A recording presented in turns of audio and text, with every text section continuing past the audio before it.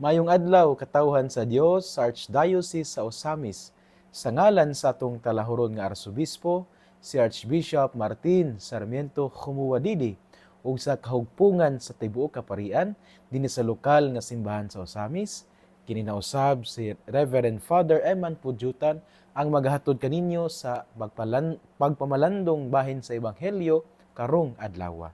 Mga igsoon ko diha ni Kristo, adlaw karon nga Sabado, Hunyo 28 sa tuig 2025.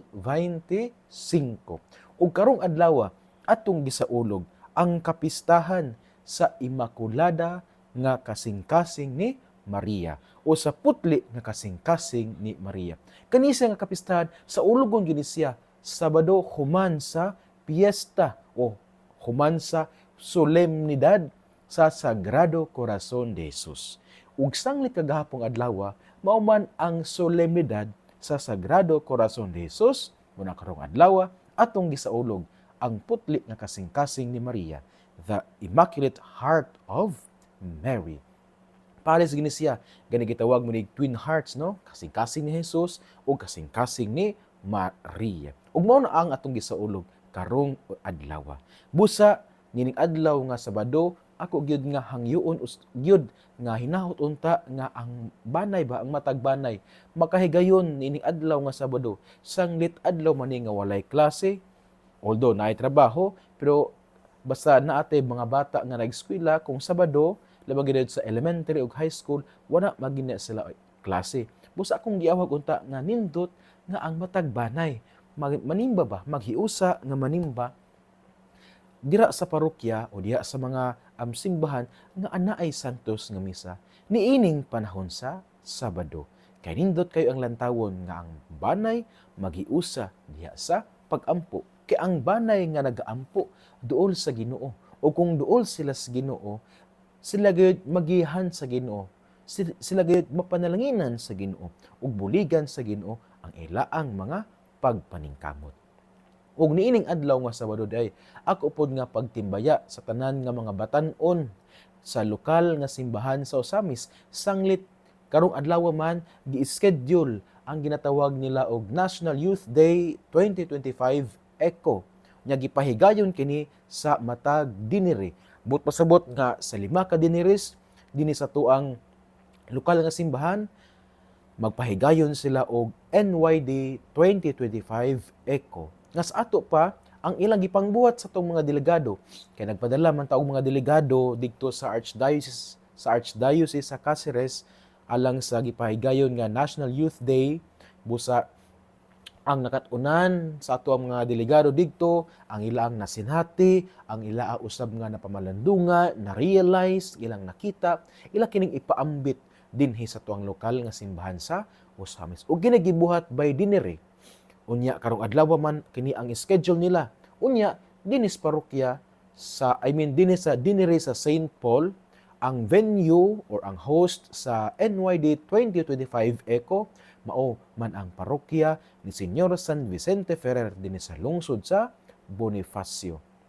Muna akong pagtimbaya sa tanan nga mga batan-on sa lokal nga simbahan sa Osamis, labi na sa mga batan-on dinhi sa St. Paul dinere ug sa ila usab nga Archdiocesan Youth Ministry Director nga mao si Reverend Father Andiljan Baran, nga mao usab ang kasamtangang padrikura sa parokya ni San Isidro Labrador diya sa barangay Villa Flor, Dakbayan sa Oroqueta.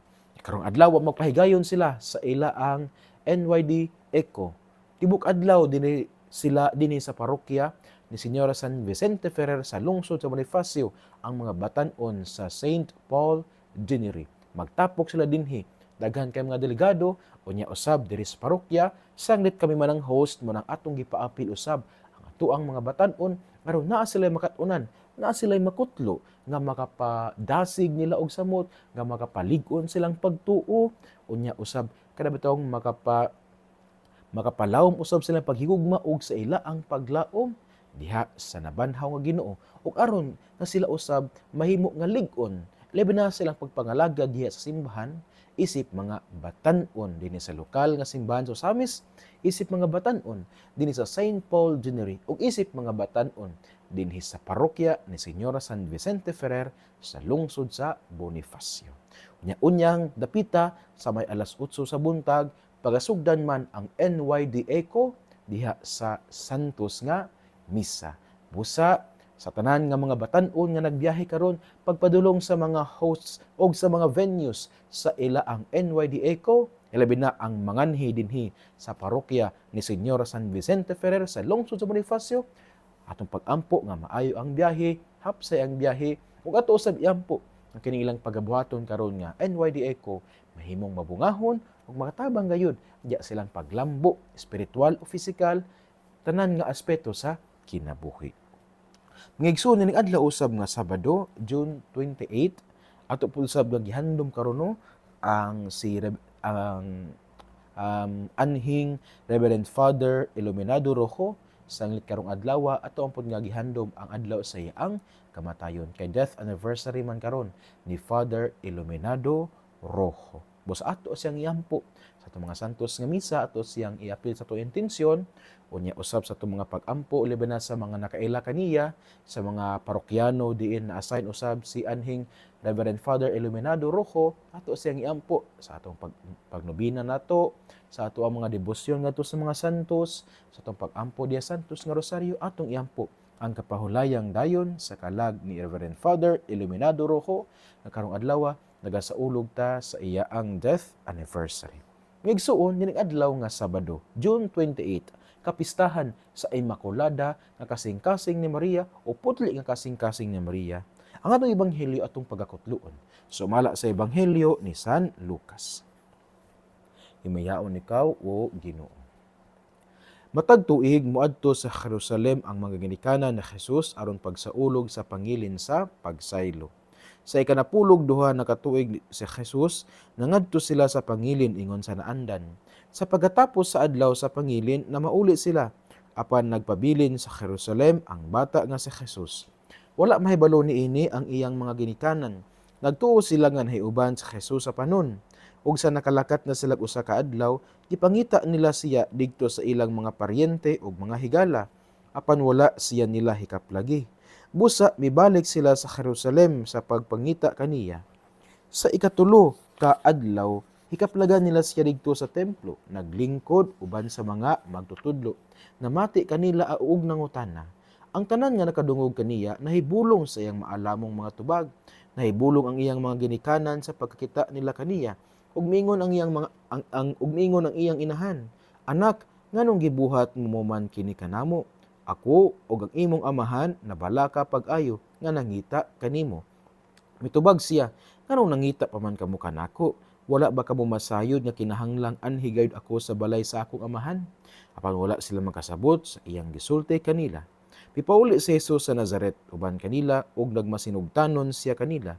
Kining tanan gitipigan sa iyang inahan sulod sa iyang kasing-kasing ug mitubo si Jesus sa lawas ug sa kinaadman ug gikahimutan siya sa Dios ug sa mga tawo.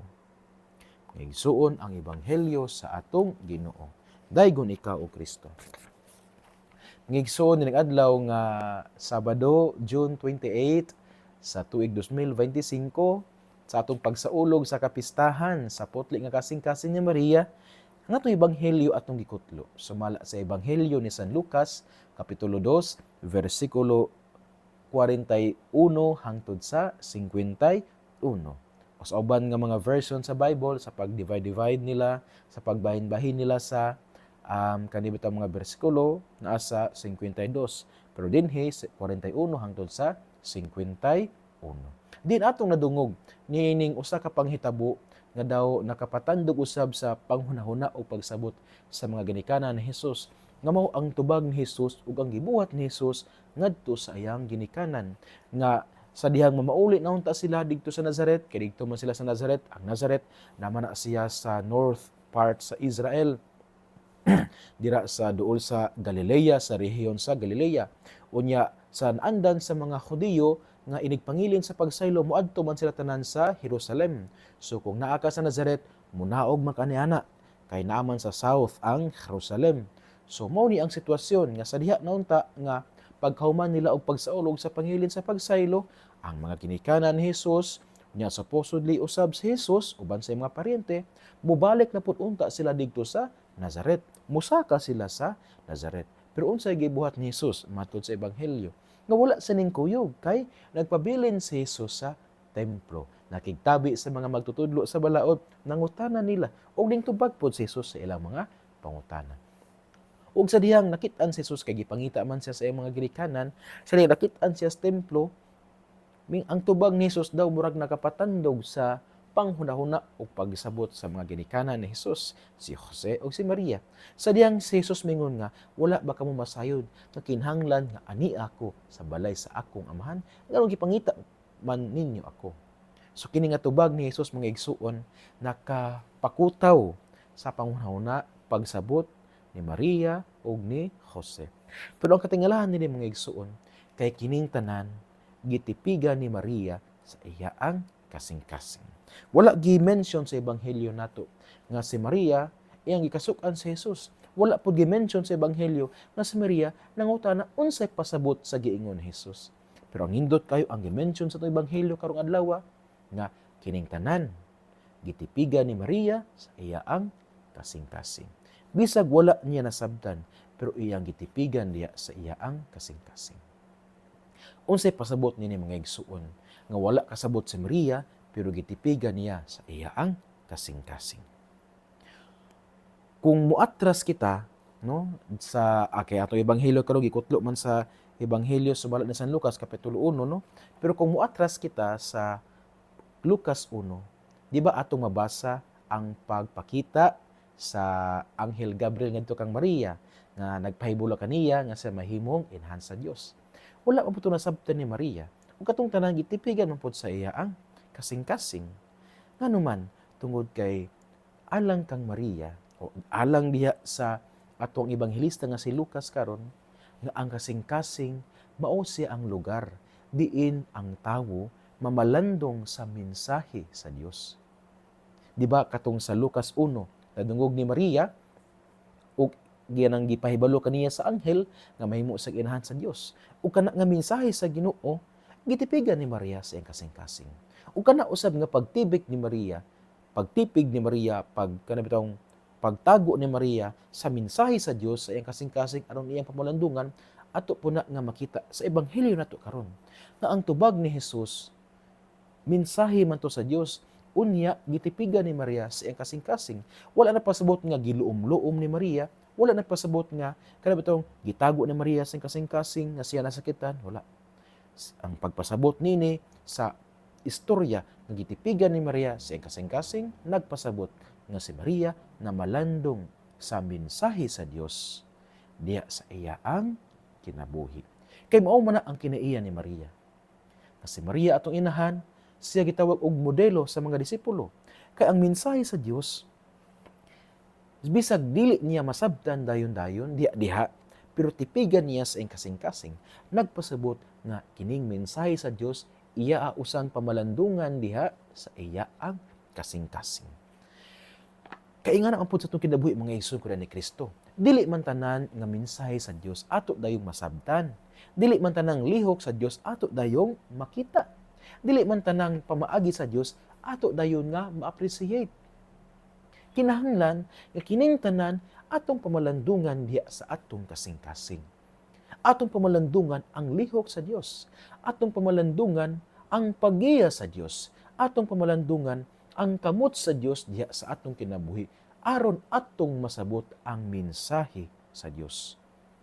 So sa ato pa din mga igsuon diha sa atong kinabuhi nga kita ning sunod sa Ginoo, kinahanglan nga natay panahon nga mamalandong. Kinahanglan nga natay panahon nga maghilom og mamalandong diha sa mga pulong sa Ginoo. Yes, masabtan nato nga usay sa atong kinabuhi busy kayo ta sa pagbuhat sa mga bulaton tumatag adlaw. Busy kita sa palagpanarbaho, busy kita tanan sa atong mga tahas, pero kinahanglan unta nga sa atong kabisi bitaw maghatag unta tag higayon ba nga mamalandong tas pulong sa Ginoo. Maghatag unta tag higayon nga molingkod, maghilom, unya mamalandong sa lihok sa Dios. Aron atong makita ang mensahe sa Ginoo. Aron atong ma-appreciate ang mensahe sa Dios. Mabi nang kung naay mga panghitabo nga dili bitaw na kanang naay mga panghitabo nga wala na uyon bitaw sa imong plano nga mokalitag sulot bitaw sa imong kinabuhi, kinahanglan man nga dili dayon ka mo react dayon. Malandong ka unsa maging mensahe ani sa Ginoo. Unsa maging mensahe ani nga panghitabo nga igsuon. Ano man gyud nga kanisiya ning sulot man ni siya oy nga wala man ni sa plano. Posible nga kada bitaw gitest sa Ginoo ang atong pasensya or posible pod nga gipalig-on sa Dios ang atoang pasensya. Kay kung mangayo kita sa Ginoo nga palaw man atong pasensya, hatagan tag sitwasyon diin masulayan gayud ang atong pasensya. So ingana mga igsoon ko diyan ni Kristo nga kinahanglan unta nga maghatag tag higayon nga mamalandong sa panghitabo sa atong palibot ug atong diya sa atong pagpalandong atong pangitaon ang mensahe sa Dios sama sa gibuhat ni Maria. Nga siya gitipigan niya ang tanan diya sa iyang kasing-kasing bisag wala niya ang tanan nga wala niya nasabtan dayon, iya gitipigan sa iyang kasing-kasing kay namalandong siya unsa ang mensahe sa Ginoo. Ug mao kana ang usa sa mga butang nga nakapahimo sa kasing-kasing ni Maria nga putli. Tungod kay kanunay man siya nga nangita sa mensahe sa Dios. Kanunay man siya nga namalandong sa mensahe sa Dios diya saya ang kinabuhi. Nga igsoon ko ni Kristo, ikaw nga naminaw karon, nabatay ing ana nga kinaiya nga mugahin og higayon pipila ka minutos aron mamalandong ug mangita sa mensahe sa Dios diya sa atong kinabuhi. Kanang nahitabo nato karon o nahitabo sa atong kinabuhi kaghapon atong niaging adlaw. Mga dili kayong nindot nga panghitabo, apil na pod ang mga nindot nga mga panghitabo kagahapon, niaging adlaw, niaging semana, niaging bulan. Ato batong gipamalandungan o ato batong gipangutana sa atong kagulingon unsa gid kaha ang mensahe sa Dios niini. Kana magisunindot kayo nga atong buhaton. Kay aron nga ato gyud makit-an ang mensahe sa Dios. Kay ang mensahe sa Dios biya ang iya kibuton dili ba niya ihatag nato dayon nga luto na. Dili bisay mohatag og dinungag nga kanon.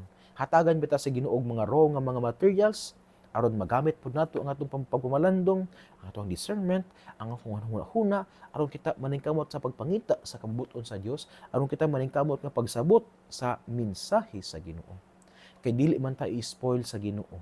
Gihatagan man ta niya og mga gasa aron kita mamalandong, aron kita magtipig sa tanan diya sa atong kasing-kasing nga nagpasabot nga malandong sa mga panghitabo ug pangitaon ang mensahe sa Dios. Unsa kaha ang mensahe sa Dios diya sa mga nahitabo sa imo ang kinabuhi? Unsa kaha ang buot nga ipasabot ug ipaabot sa Ginoo diya sa mga panghitabo diya sa imong kinabuhi, diya sa atong kinabuhi? Kana atong makit-an ug masabtan kung naa kitay panahon nga mamalandong, naa kitay panahon nga tipigan ang tanan diya sa atong kasing-kasing ug mamalandong aron sa pagsabot sa mensahe sa Ginoo. Busa mga igsoon na adlaw nga Sabado, June 28, 2025, sa atong pagsaulog sa Immaculada sa putli nga kasing-kasing na Maria, mangayo kita sa grasya nga kita unta may sama sa atong mahal nga inahan nga andam ug kanunay gayud nga motipig sa mga panghitabo diya sa iyang kasing-kasing aron sa pagpangita sa mensahe sa Dios. Ang pagtipig ni Maria sa mga panghitabo or sa mensahe sa Dios diya sa iyang kasing-kasing, wala nagpasabot nga gilumluom ni Maria ang tanan. No. Kini nagpasabot nga sa Maria na malandong ug nangita sa mensahe sa Ginoo. Nga igsuon, dinhi nila kukutob sa akong pagmalandong. Salamat kayo sa inyo pagpaminaw ug dili anto kalimtan nga ang pulong sa Ginoo kinahanglan natong paminawon, pamalandungan ug paningkamutan nga puy-an diya sa atong kinabuhi. Kay bulahan kayo ang tawo nga naningkamot nga magpuyo sa mga pulong ni Hesus. Sama siya sa usa ka kahoy nga gitanom daplin sa sapa kansang dahon dili gyud malaya. Unya tiempo sa timbunga siya mohatag og mamaayo ug daghang mga bunga. Usbon nako, welcome kayo ang tanang mga batan-on sa St. Paul Dinere sa ilang pag-anhi alang sa National Youth Day 2025 ECO na pagabuhaton dinhi sa parokya ni Señor San Vicente Ferrer sa lungsod sa Bonifacio. Ug usab ang uban nga mga hosts diha sa nagkadaiyang dinere mga batan-on hinatunta nga naamoy makatunan nga makatabang diha sa pagtubo sa inyong pagtuo ug usab pagpalawom sa inyong relasyon ngadto sa atoang Ginoo.